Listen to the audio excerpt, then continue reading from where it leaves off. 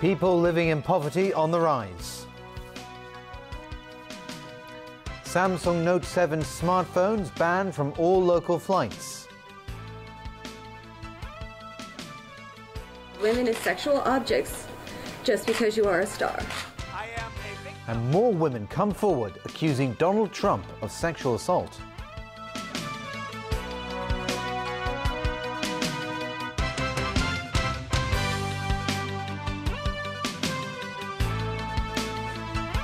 Good evening.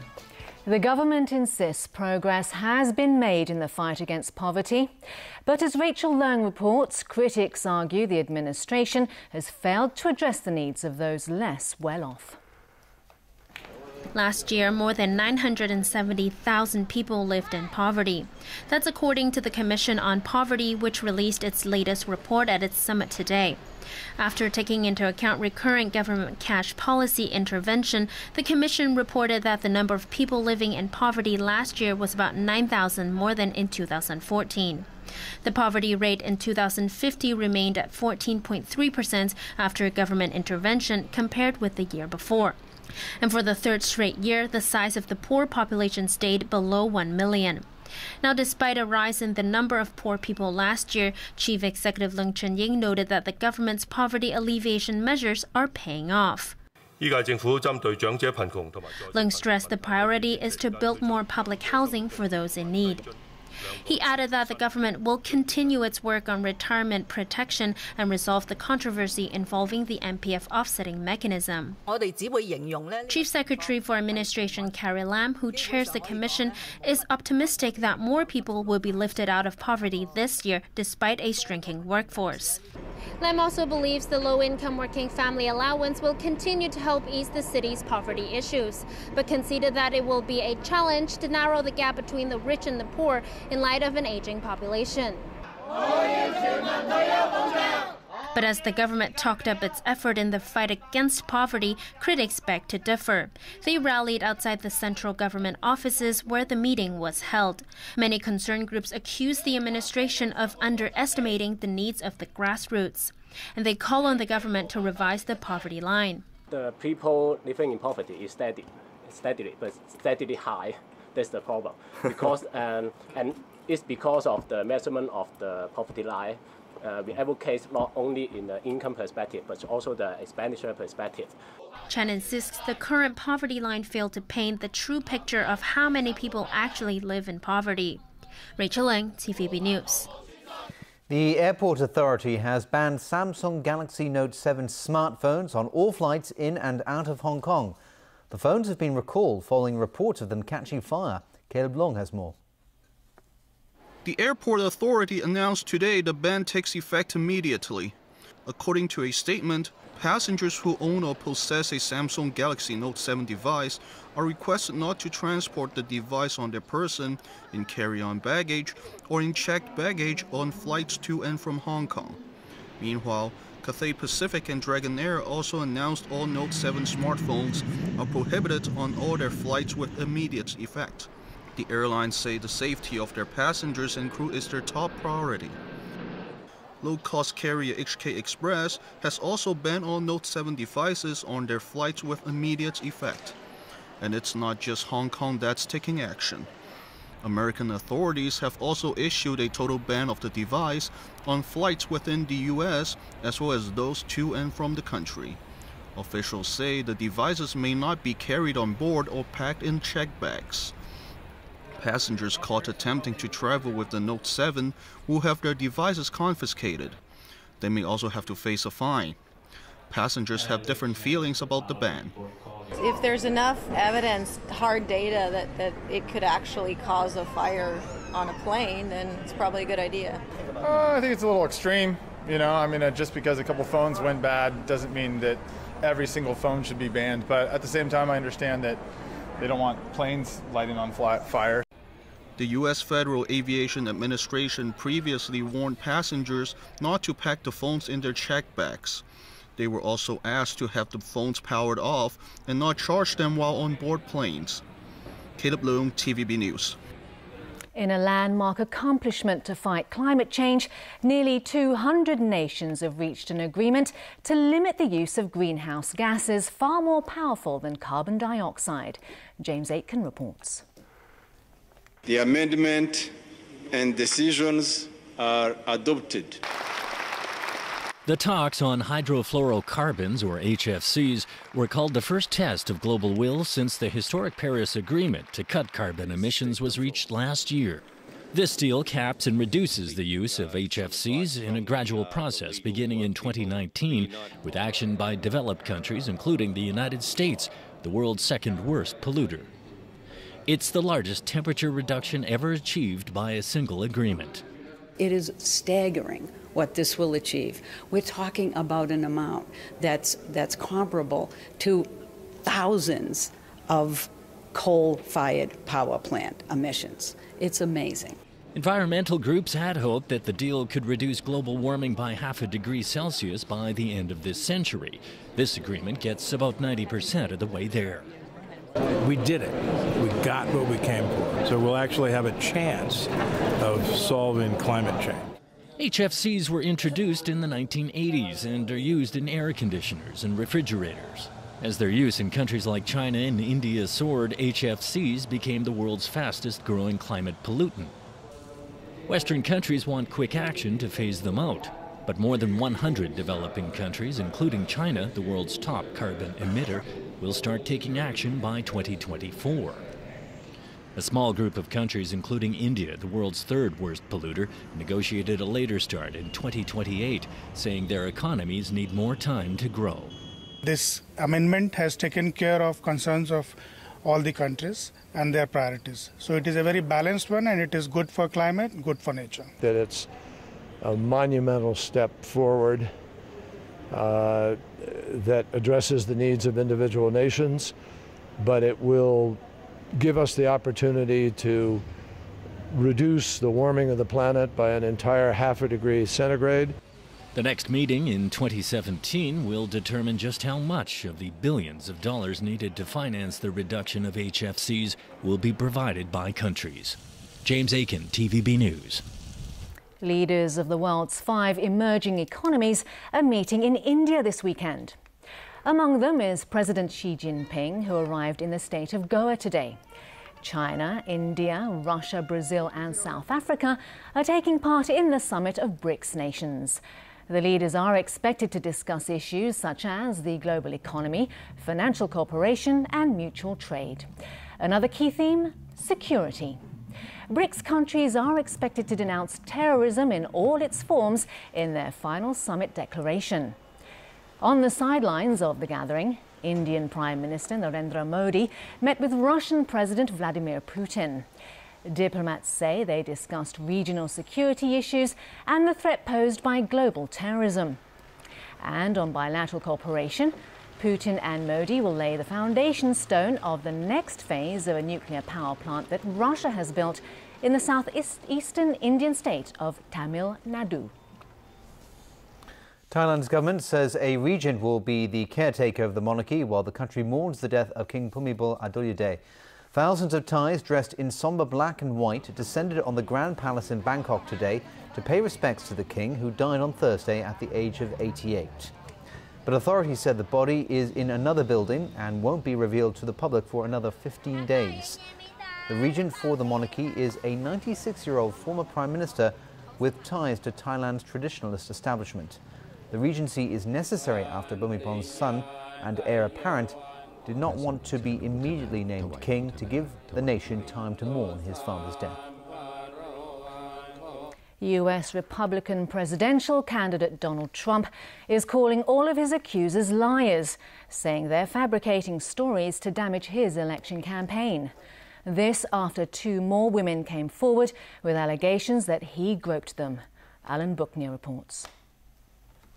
Donald Trump is spending more and more time at his rallies denying sexual misconduct allegations, since a video became public a week ago showing him bragging about groping women and making unwanted advances.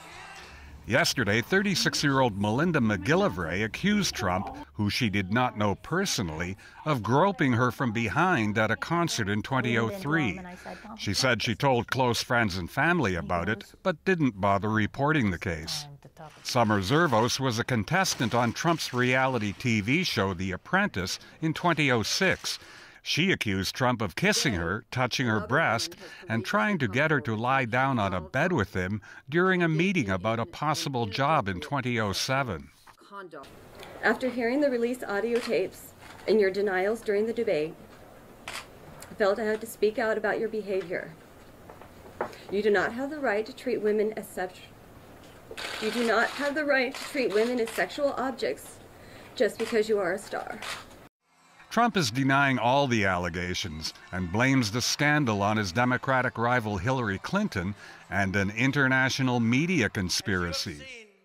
I am a victim of one of the great political smear campaigns in the history of our country.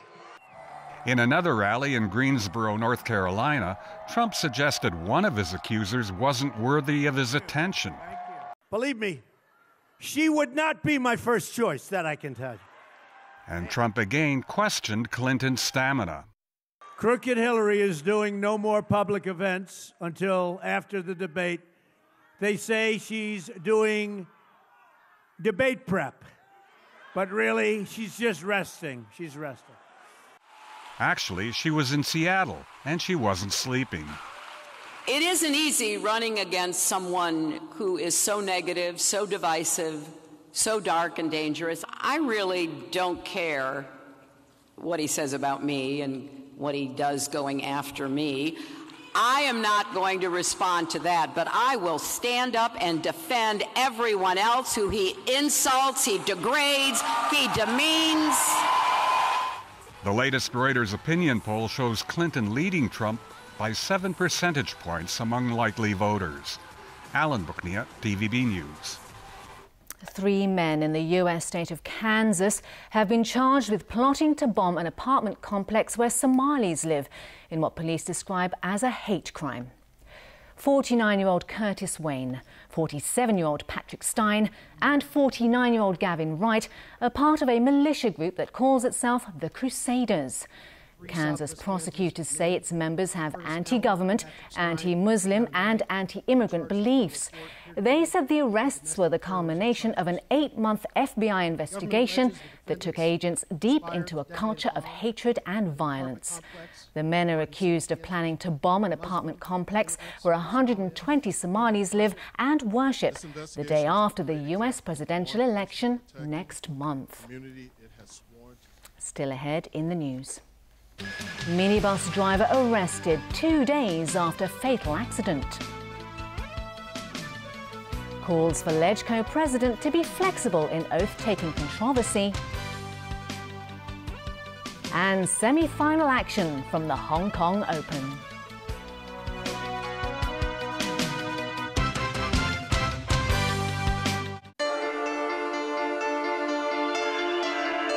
There are times when we just can't help ourselves. Hong Kong Tennis Open 2016. Live tomorrow at 3 p.m. on Pearl. There was no handshake to start the second debate. Would either of you name one positive thing that you respect in one another? Don't miss the final round of the U.S. presidential debate, live Thursday morning at 9, with the same night rerun at 9:35 on Pearl. The same hotel, the same room,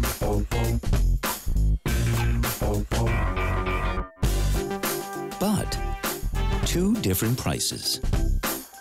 Why pay more? Find your ideal hotel on Trivago. Because Trivago compares more than 200 websites, you can be sure to find your ideal hotel for the best price. Hotel Trivago. Ben Fogel travels to Laos to meet a former banker living a basic life. Everyone's just typing into their computer. And I thought, I don't actually see what we're producing here. People looked at me like I was a baby because I understood nothing. Monday, Where the Wild Men Are with Ben Fogle, Season 3 at 9:35 on Pearl.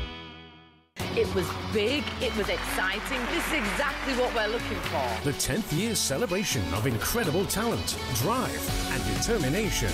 I have to say, that was pretty spectacular. Tonight, Nature's Bounty presents America's Got Talent, Season 10 at 8:30 on Pearl.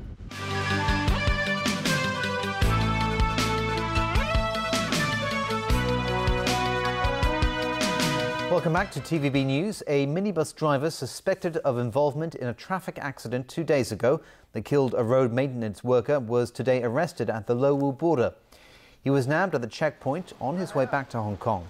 The 61-year-old suspect faces charges such as dangerous driving causing death and failing to report an accident.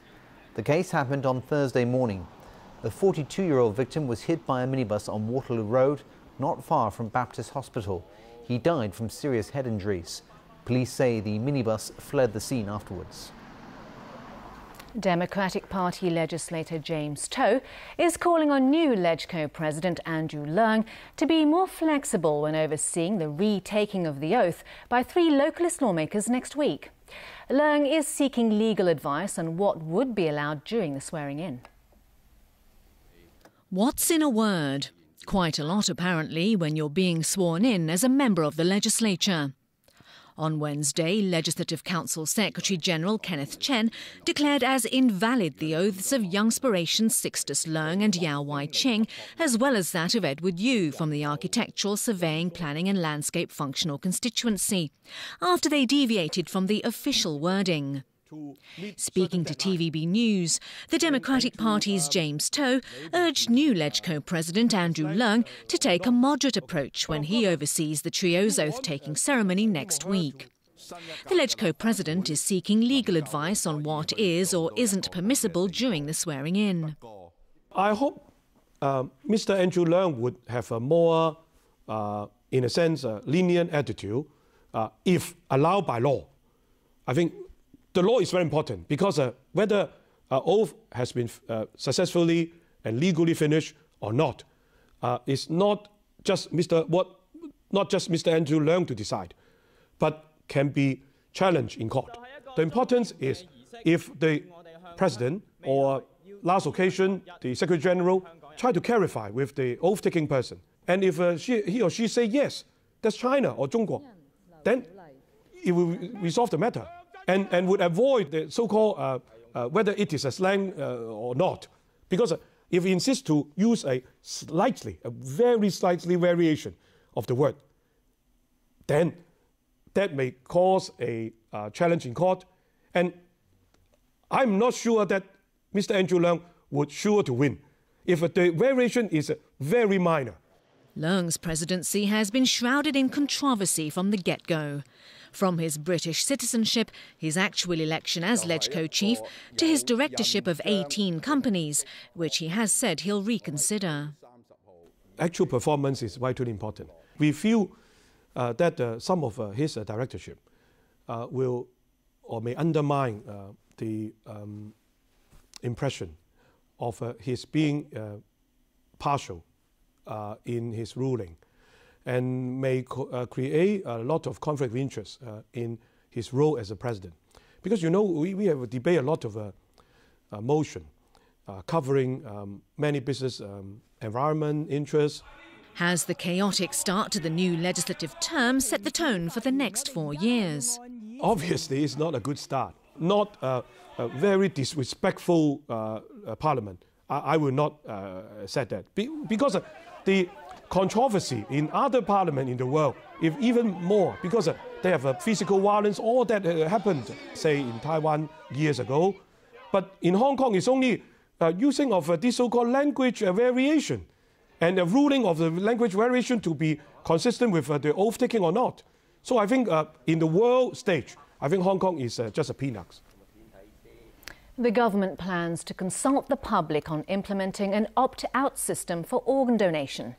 Under such a system, all Hong Kong residents will be regarded as having consented to organ donation unless they've opted out. Ko noted the donation rate in Hong Kong is still very low, which is why the government has stepped up promoting it.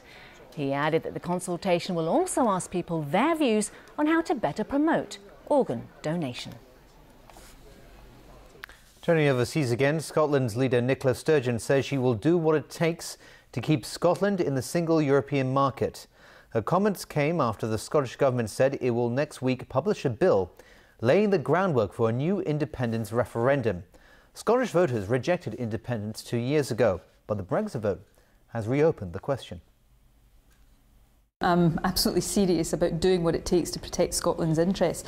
And the position we're in now is very different to the position in 2014. This is about, what puts us in the best position to make our economy stronger rather than be dragged down a road that inevitably is going to make our economy weaker, which is what would happen if we're taken out of the single market. Well, we'll put forward proposals over the next few weeks that examine how that could work. Would it be easy or straightforward? I've never suggested that it would be. Is it possible? Yes, I think so. We're in uncharted territory right now. The UK in many respects is sitting with a blank sheet of paper, so let's look to see whether we can be creative, square the circle. Israel has suspended cooperation with UNESCO after the United Nations Cultural Agency adopted a draft resolution that Israel says denies the deep historic Jewish connection to holy sites in Jerusalem. UNESCO's draft resolution, titled Occupied Palestine and sponsored by several Arab countries, uses only the Islamic name for a hilltop compound. The site, which includes the Western Wall, the holiest site where Jews can pray, is sacred to both Jews and Muslims. The Israeli government calls the resolution absurd and says UNESCO has lost its legitimacy.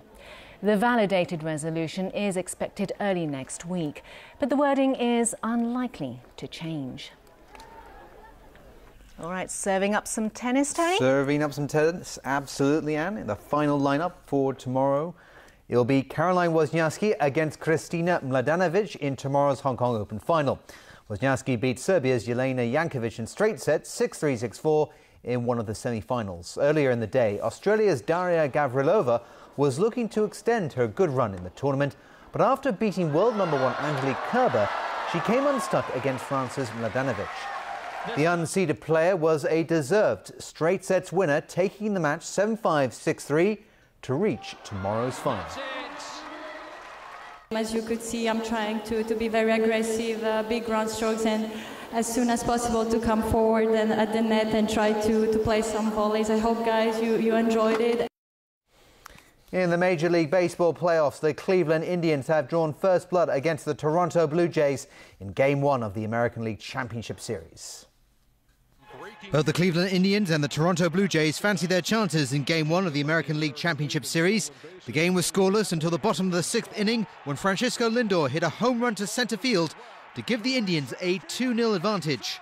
It was Lindor's second home run of the playoffs. That was the only score of the game, which was won by Cleveland 2-0.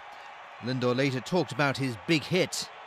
I was just trying to stay down through the middle. Brownlee always tells me down through the middle. And Santana told me, I see the ball a little higher. That's why I had success against him whenever I see the ball a little higher and stay inside the baseball. And that's really what I was trying to do to that whole at bat. I was just trying to stay down through the baseball, see something higher, and stay inside the baseball. And he went out.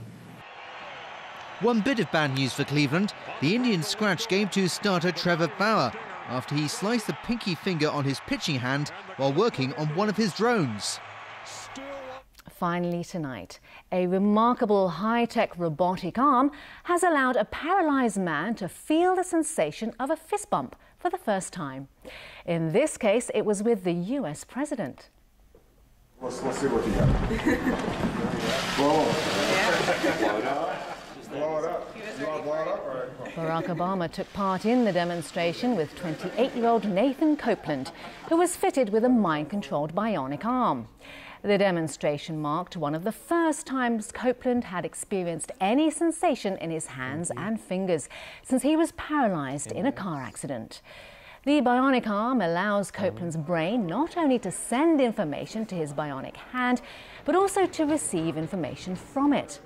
Researchers say that increased communication and receptiveness is key to giving paralysed individuals more control over such appendages in the future.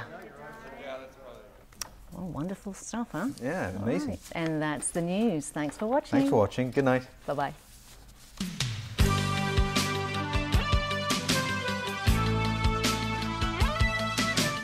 It helps us drive our cars, use our cell phones, and socialize online. But artificial intelligence is also making a big difference in cancer care. And that may just be the tip of the iceberg. Find out how the technology is beginning to change the world.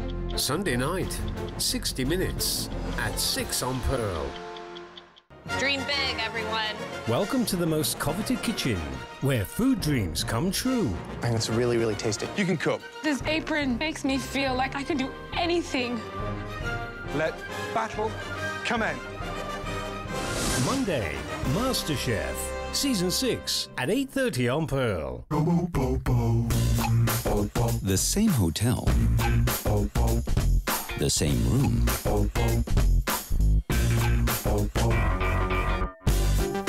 But two different prices. Why pay more? Find your ideal hotel on Trivago.